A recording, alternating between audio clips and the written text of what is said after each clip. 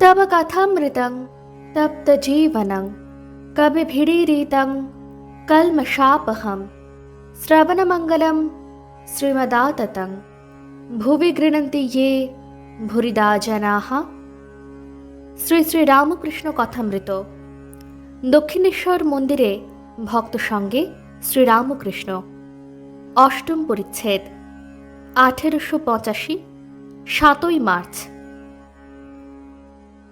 সন্ধ্যা হইল।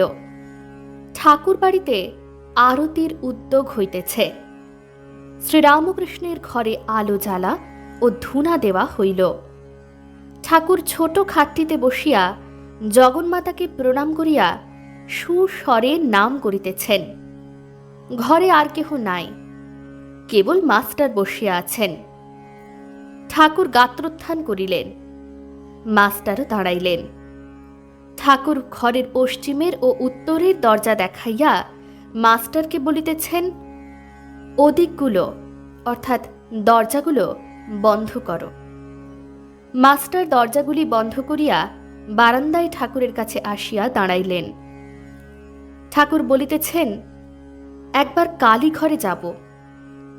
এই বলিয়া মাস্টারের হাত ধরিয়া ও তাহার উপর ভর দিয়া কালীঘরের সম্মুখের চাতালে গিয়া উপস্থিত হইলেন আর সেই স্থানে বসিলেন। বসিবার পূর্বে বলিতেছেন, তুমি বরং ওকে ডেকে দাও। মাস্টার বাবুরামকে ডাকিয়া দিলেন। ঠাকুর মা কালী দর্শন করিয়া বৃহৎ উঠানের মধ্য দিয়া নিজের ঘরে ফিরিতেছেন।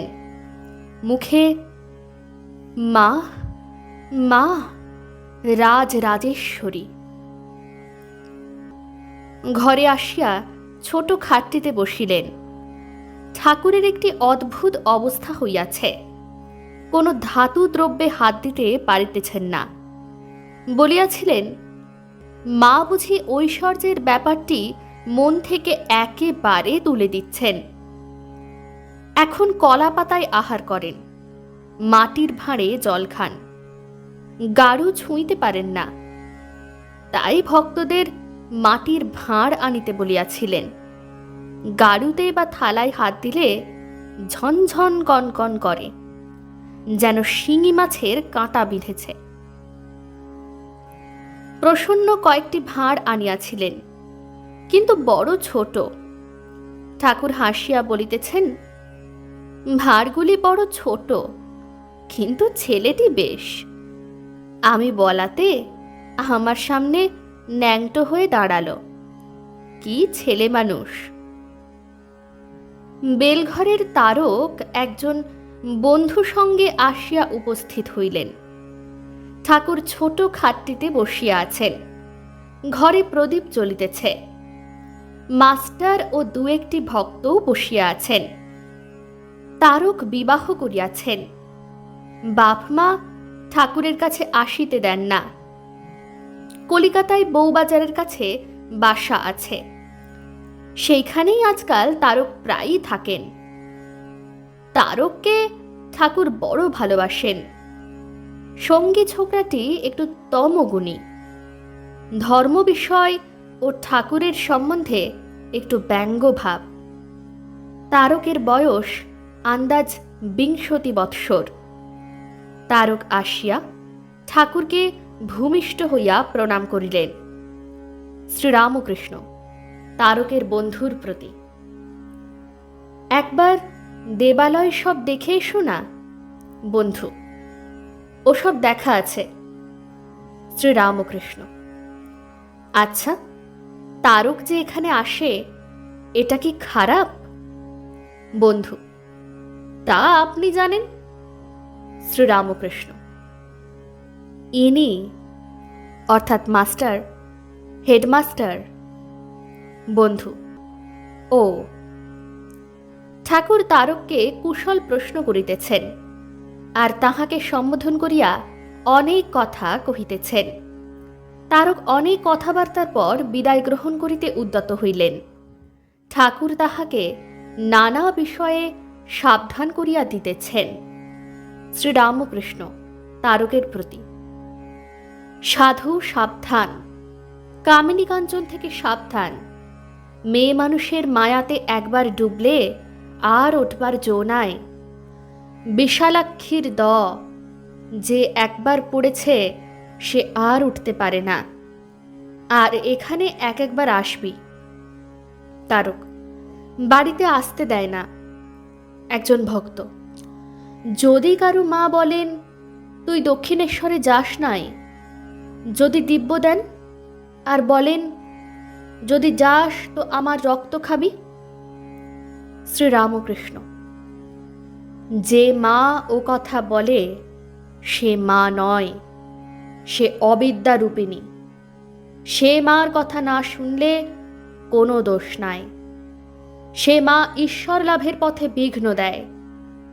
ঈশ্বরের জন্য গুরুজনের বাক্য লঙ্ঘনে দোষ নাই। ভরত রামের জন্য কৈকেয়ীর কথা শুনে নাই। গোপীরা কৃষ্ণ দর্শনের জন্য পতিদের মানা শুনে নাই। প্রহ্লাদ ঈশ্বরের জন্য বাপের কথা শুনে নাই। বলি ভগবানের প্রীতির জন্য গুরু শুক্রাচার্যের কথা শুনে নাই। বিভীষণ রামকে পাবার জন্য জ্যৈষ্ঠ ভ্রাতা রাবণের কথা শুনে নাই। তবে ঈশ্বরের পথে যেও না, এ কথা ছাড়া আর সব কথা শুনবি। দেখি তোর হাত দেখি। এই বলিয়া ঠাকুর তারকের হাত কত ভারী যেন দেখিতেছেন। একটু পরে বলিতেছেন, একটু আর আছে, কিন্তু ওটুকু যাবে। তাকে একটু প্রার্থনা করিস আর এখানে একবার আসিস, ওটুকু যাবে। কলকাতার বউবাজারের বাসা তুই করেছিস? তারক: আগা না, তারা করেছে। শ্রীরামকৃষ্ণ সহাস্যে: তারা করেছে না তুই করেছিস? বাঘের ভয়ে? ঠাকুর কামিনীকে কি বাঘ বলিতেছেন? তারক প্রণাম করিয়া বিদায় গ্রহণ করিলেন। ঠাকুর ছোট খাটটিতে শুইয়া আছেন, যেন তারকের জন্য ভাবছেন। হঠাৎ মাস্টারকে বলিতেছেন, এদের জন্য আমি এত ব্যাকুল কেন? মাস্টার চুপ করিয়া আছেন, যেন কি উত্তর দিবেন ভাবিতেছেন। ঠাকুর আবার জিজ্ঞাসা করিতেছেন আর বলিতেছেন, বলো না। এদিকে মোহিনীমোহনের পরিবার ঠাকুরের ঘরে আসিয়া প্রণাম করিয়া একপাশে বসিয়া আছেন। ঠাকুর তারকের সঙ্গীর কথা মাস্টারকে বলিতেছেন। শ্রীরামকৃষ্ণ: তারক কেন ওটাকে সঙ্গে করে আনলে?